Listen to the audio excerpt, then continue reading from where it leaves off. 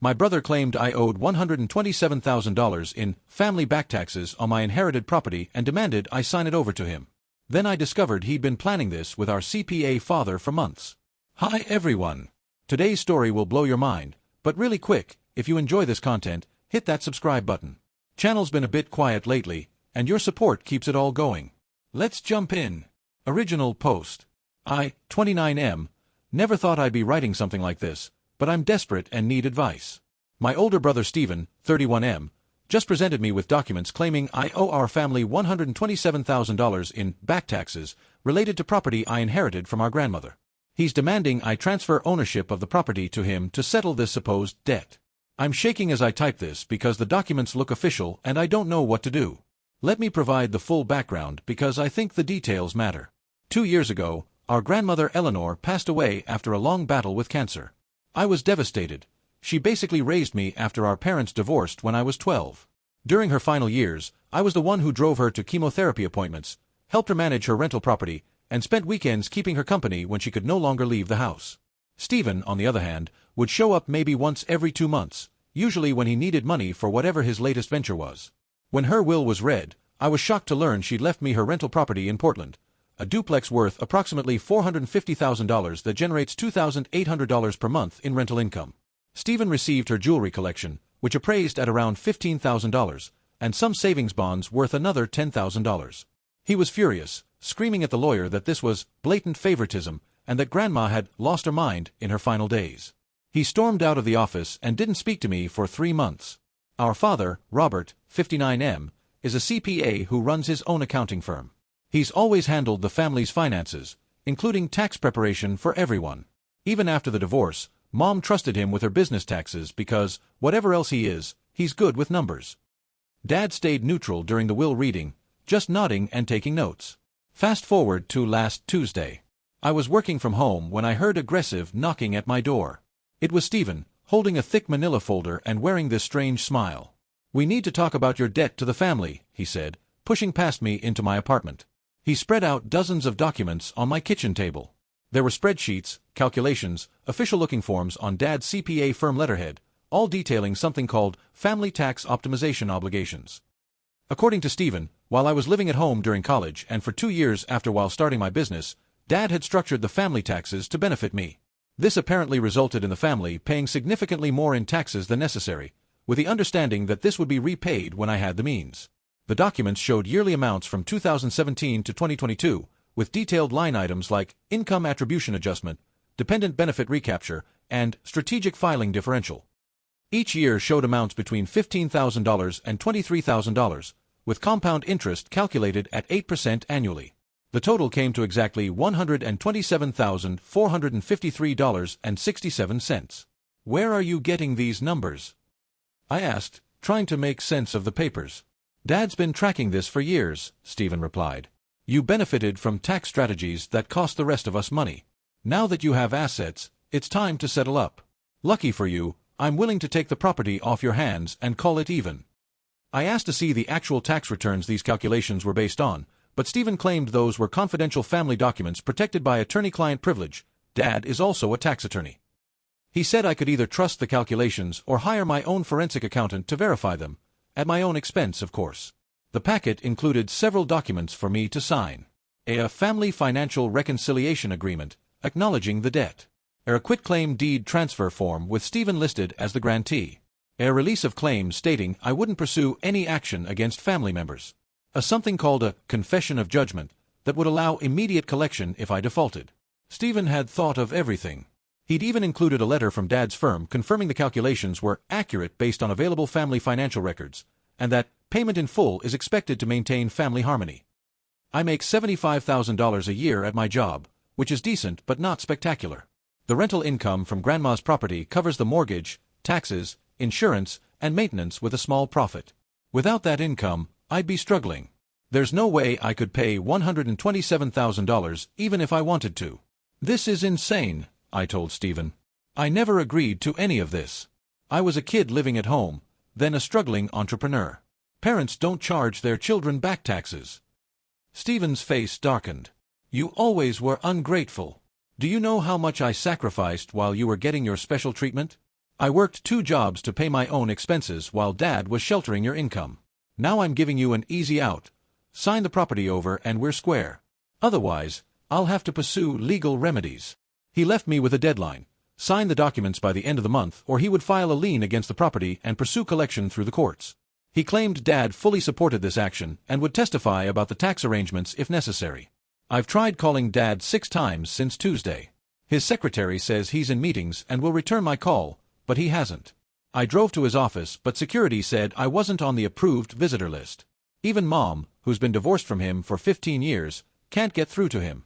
I've been going through my own records, trying to find anything about these supposed tax arrangements. I found nothing. No agreements, no mentions in emails, nothing in any tax documents I have copies of. But Stephen's paperwork looks so official, with calculations referencing specific tax code sections and everything. The stress is killing me. I can't sleep, can't eat. My girlfriend Sarah is trying to be supportive, but I can see she's worried. Her parents offered to lend me money for a lawyer, but I'm hesitant to drag them into this family mess. Is any of this even legal? Can parents retroactively charge children for tax benefits received while they were dependents? Does living at home create an implied debt? The documents reference constructive loans and imputed income, but I don't understand what any of that means. I never signed anything agreeing to repay anyone for anything. What scares me most is that Stephen seems so confident. He's not acting like someone running a scam. He's acting like someone collecting a legitimate debt. And with Dad's apparent backing and professional credentials, who would believe me over them? Please help. I don't know where to turn or what to do. The property is all I have of real value, and it represents my grandmother's trust in me. I can't lose it, but I also can't afford a prolonged legal battle. Any advice would be appreciated. Update 1, posted 3 days later. The response to my original post was overwhelming and eye-opening. Thank you to everyone who took the time to comment, especially those who pointed out the obvious fraud happening here. Your advice gave me the courage to act, and I've discovered so much more than I initially suspected. Following the recommendation of several commenters, I first went to the county recorder's office to verify the status of my property deed. The clerk, a helpful woman named Melissa, pulled up the records and casually mentioned, "Oh, you're the second person this week asking about this property. Your brother was here last Monday requesting certified copies." My blood ran cold. Why would Stephen need certified copies of my deed unless he was planning something? That afternoon, I borrowed money from Sarah's parents and hired a real estate attorney named Jennifer Chong. The moment I showed her Stephen's documents, her expression went from professional interest to genuine alarm. "This is completely fabricated," she said after just a few minutes of review. "There's no such thing as retroactive family tax obligations. This is attempted fraud on a massive scale." Jennifer immediately drafted a formal demand letter to Stephen requiring him to provide substantiation for these alleged debts within 72 hours. She specifically requested original tax returns showing these optimizations, any signed agreements establishing the debt, documentation of family payments made on my behalf, and proof of notification that these were loans rather than gifts. Stephen's response came through a lawyer, which told me he'd been planning this for a while.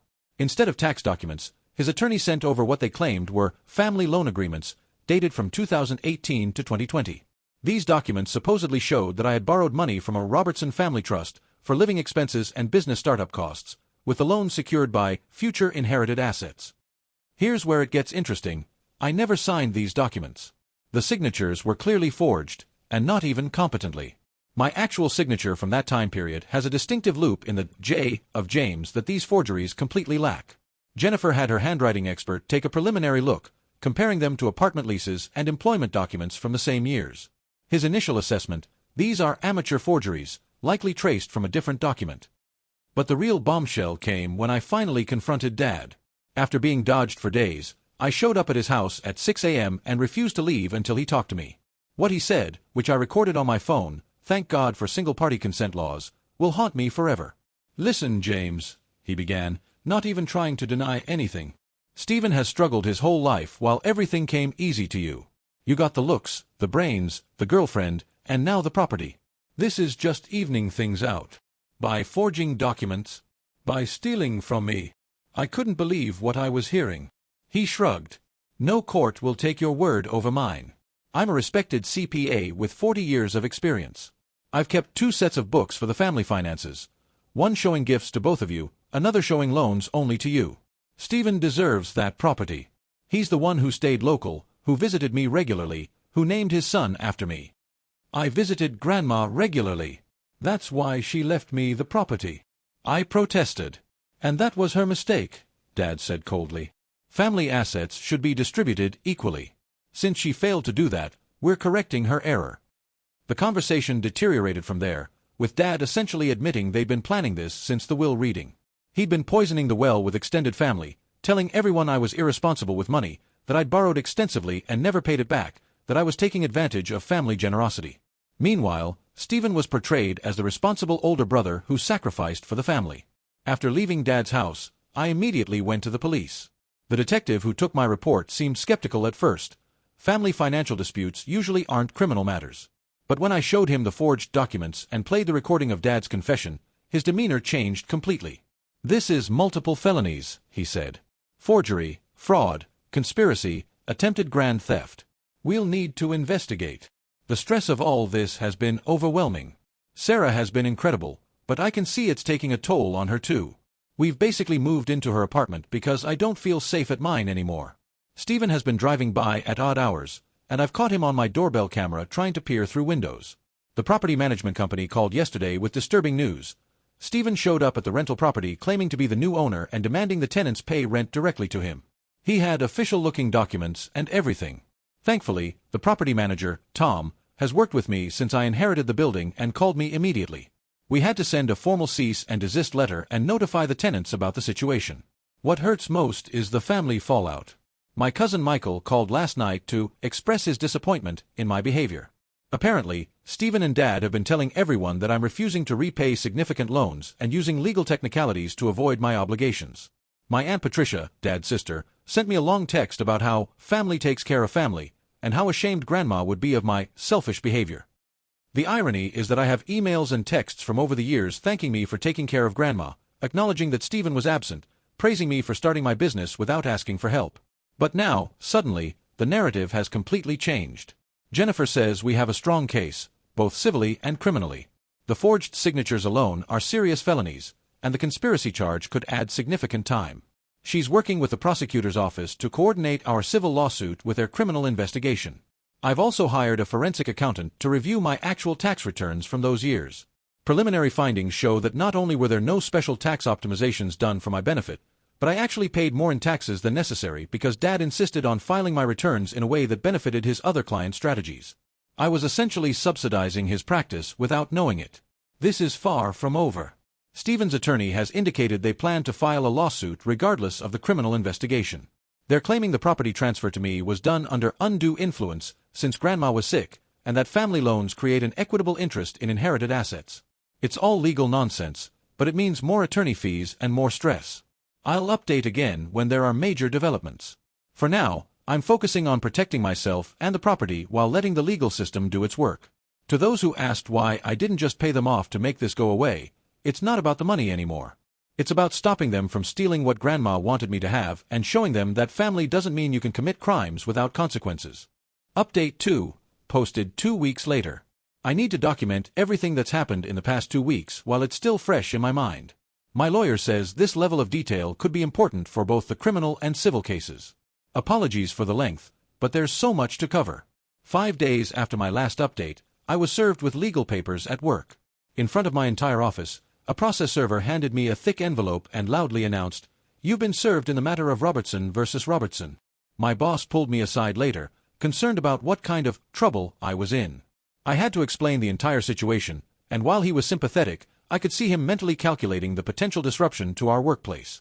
Stephen had actually filed a lawsuit claiming ownership of my grandmother's property through something called equitable debt settlement. The complaint was 60 pages long, filled with legal theories about constructive trusts, implied contracts, and unjust enrichment. He wasn't just claiming I owed the fake $127,000 anymore. Now he was saying the property itself was held in trust for the family and should rightfully be his. The lawsuit included affidavits from 3 employees at Dad's CPA firm swearing they had personally worked on these family tax optimizations. One claimed to remember preparing the loan documents I supposedly signed. Another swore she had processed payments on my behalf from the family trust. The third said he had warned Dad about the tax implications of James's aggressive borrowing. My attorney Jennifer was furious but not surprised. "They're doubling down," she said. "This is actually good for us. Every lie they tell in court documents is another felony charge. Through discovery, we uncovered the full extent of their planning. Stephen had registered SM Property Holdings LLC 6 months ago, well before he ever approached me about any debt. We found correspondence with a developer who was prepared to buy the property for $675,000 cash, with the sale to close immediately upon transfer. Stephen had already spent $12,000 on architectural plans to convert the duplex into 4 luxury condos. The forged loan documents were a work of amateur art. Our forensic document examiner's full report revealed. The paper was artificially aged using coffee staining. The ink was inconsistent with what would have been available in 2018 to 2020. The formatting matched templates from Microsoft Word 2023, not earlier versions. Metadata in the digital copies showed creation dates from just 2 months ago. Stephen's browser history included searches for how to age documents and making papers look old. But the most damaging discovery came from Dad's office computers. The police executed search warrants and found multiple drafts of the forged documents with tracked changes showing Stephen and Dad's edits. Emails between them discussing how much they could claim without raising suspicion. A spreadsheet calculating potential profit from the property sale and development. Evidence that Dad had been skimming from other family members' accounts to fund Stephen's lifestyle while creating paper trails making it look like loans to me. Communications with the 3 employees who provided affidavits, coaching them on what to say. The FBI joined the investigation when they discovered Dad had been using his CPA credentials to file fraudulent tax returns for elderly clients, inflating deductions and pocketing the extra refunds. This wasn't just about family fraud anymore, it was a pattern of professional misconduct spanning years. During this time, the personal attacks intensified. Stephen created a Facebook post in our extended family group claiming I was destroying the family over money that I had borrowed extensively and was now using legal tricks to avoid repayment. He posted screenshots of the fake loan documents, knowing most family members wouldn't scrutinize them closely. The comments were brutal. "James, how could you do this to your father? Your grandmother would be ashamed. Family helps family. Pay what you owe. Stephen is right to fight for what's fair." I wanted to respond, to post the evidence of forgery, but Jennifer advised against it. "Let them hang themselves," she said. "Every public statement they make is evidence of defamation." Then came the restraining order hearing. After Stephen was caught trying to access my mail and attempting to convince my tenants to pay him directly, we filed for protective orders. The hearing was surreal. Stephen showed up in a suit that was clearly new, tags were still visible on the sleeve, and tried to present himself as a concerned brother just trying to collect legitimate debts. The judge wasn't buying it. When presented with evidence of the forgery and Stephen's harassment, she granted a comprehensive restraining order. Stephen was prohibited from coming within 500 feet of me, my workplace, or the rental property. The look on his face when the judge called his claims fraudulent on their face was almost worth all this pain. But Stephen wasn't done. That night, he sent emails to my employer, my girlfriend's employer, and even my gym, claiming I was a financial predator who steals from family. He created a website called jamesrobertsontruth.com, filled with lies about my supposed debts and moral failings. He posted my address, phone number, and daily schedule, encouraging people to demand James pay what he owes. This escalation led to his arrest. The combination of violating the restraining order, witness intimidation, and cyberstalking gave the police enough to move. I'll never forget the call from the detective, "We have Stephen in custody." He was arrested at his workplace trying to delete evidence from his computer. Dad's arrest came 2 days later. The FBI raided his office early in the morning, seizing computers, files, and client records. The image of him being led out in handcuffs made the local news. "Respected CPA arrested in fraud scheme," was the headline. His mugshot showed a man who had aged 10 years in 2 weeks. The community reaction was swift. Dad's clients started calling Jennifer's office, worried about their own finances. Several elderly clients discovered discrepancies in their accounts going back years. What started as an attempt to steal my property had exposed a much larger pattern of criminal behavior. My mom, who had maintained a cordial relationship with Dad for the sake of family harmony, was devastated. "I always knew he was controlling with money," she told me through tears, "but I never imagined he was a criminal. Now I'm questioning everything about our marriage." She revealed that during their divorce, Dad had claimed poverty, saying his business was struggling. She accepted minimal alimony to help him get back on his feet. Now she's discovering he had hidden assets and manufactured losses. Her lawyer is exploring options to revisit the divorce settlement based on fraud.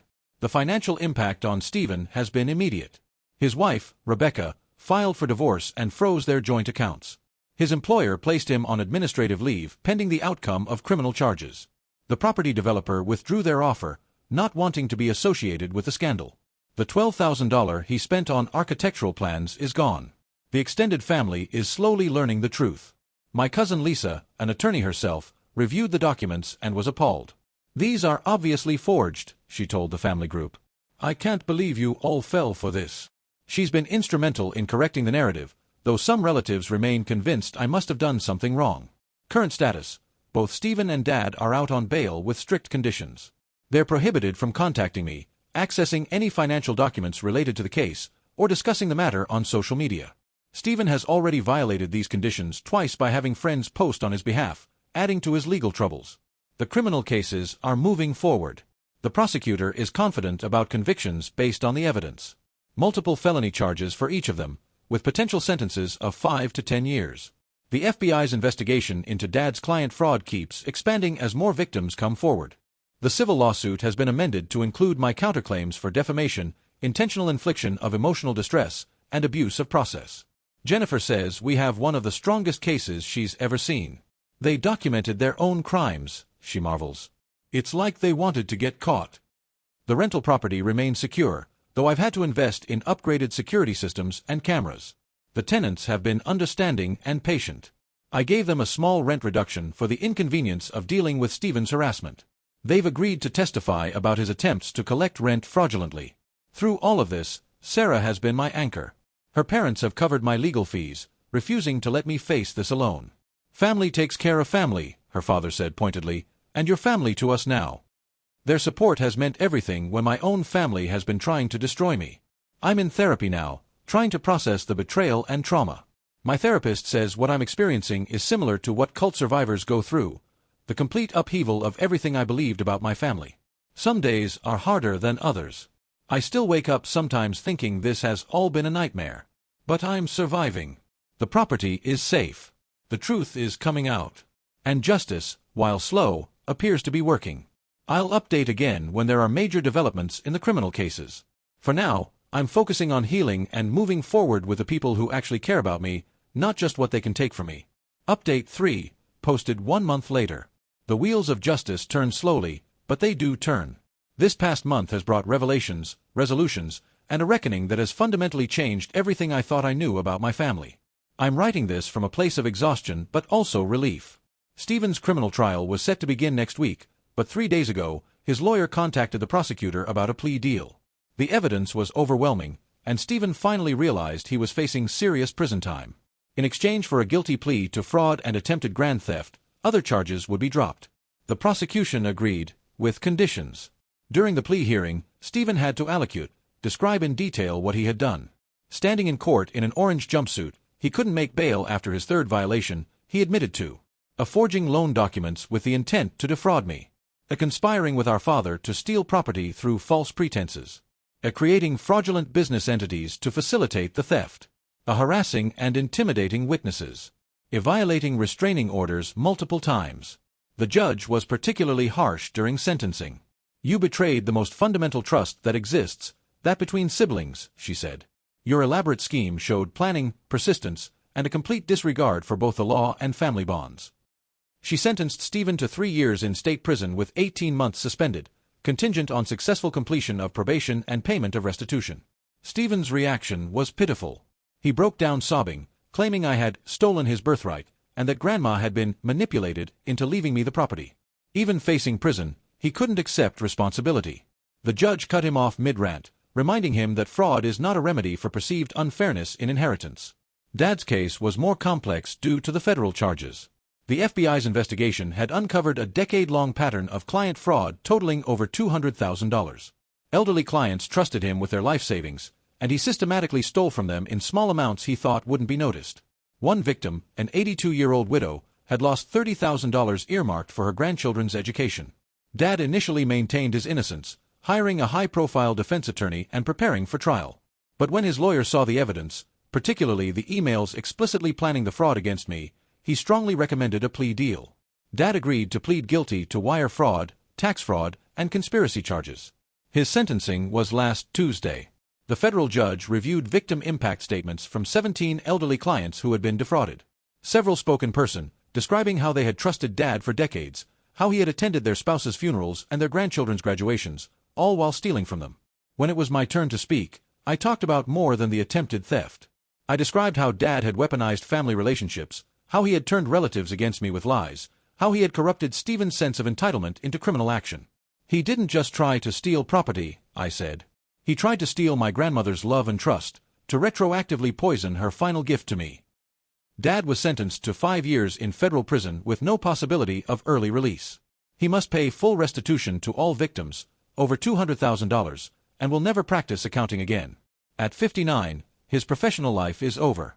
The judge called his abuse of fiduciary duty reprehensible, and noted that his CPA credentials made his crimes particularly egregious. Dad's only statement was to blame me for destroying the family. No apology, no acknowledgement of wrongdoing. Even facing prison, he maintained that he was just trying to correct an unfair situation. The courtroom was silent as marshals led him away. The civil lawsuit settlement was finalized last week. The judgment included a $75,000 in compensatory damages for defamation and emotional distress, $40,000 in legal fees, every penny Jennifer charged, a punitive damages of $50,000 due to the malicious nature of the fraud, formal written apologies that must be sent to every family member they contacted with lies, a permanent restraining orders preventing any contact.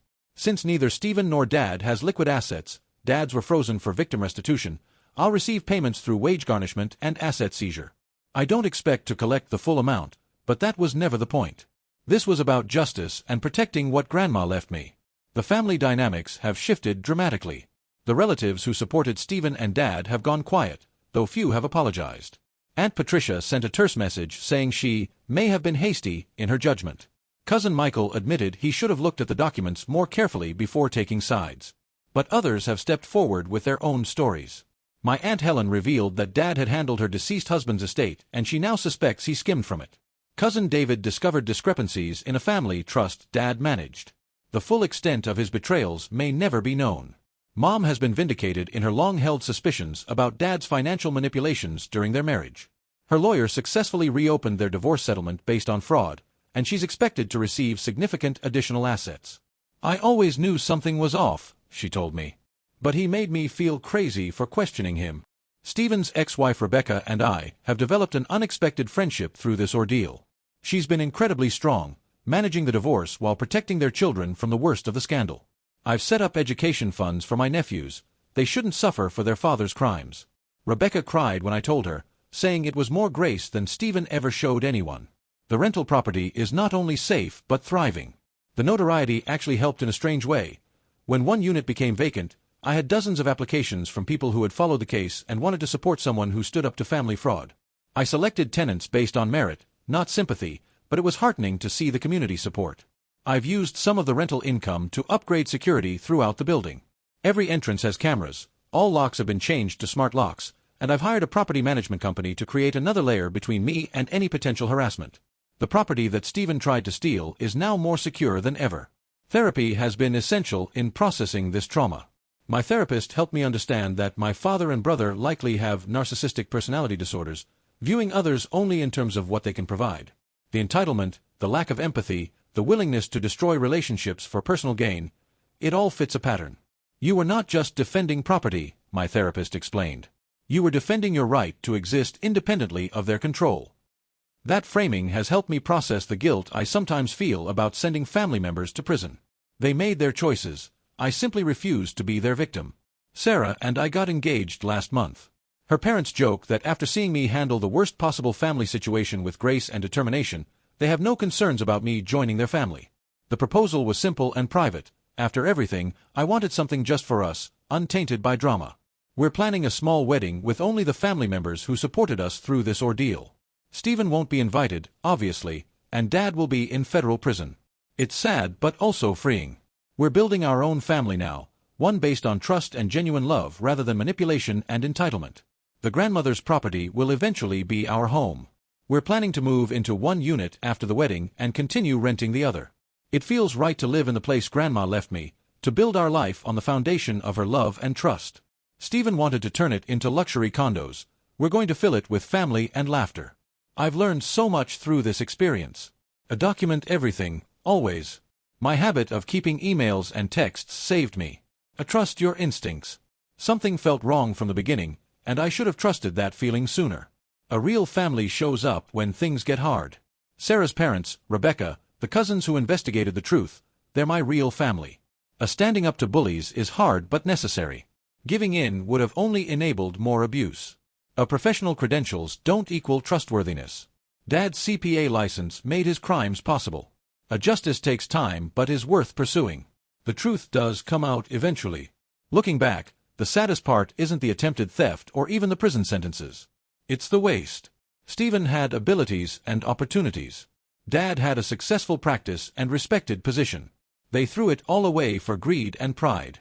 They destroyed their own lives trying to destroy mine. But I survived.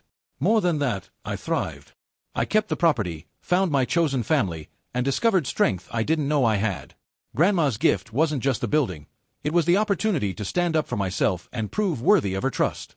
To anyone facing similar family fraud, document everything, get legal help immediately, and don't let emotional manipulation stop you from protecting yourself. Family doesn't mean accepting abuse. Sometimes the most loving thing you can do is hold people accountable for their actions. This chapter of my life is closing. Stephen will serve his time. Dad will serve his. I'll continue building my life with people who actually love me. The property is safe, the truth is known, and justice has been served. Thank you to everyone who followed this story and offered support. Your encouragement helped me through the darkest moments. May none of you ever need this knowledge, but if you do, remember, you have the right to defend yourself, even from family. Especially from family. Grandma Eleanor would be proud. That's all that really matters.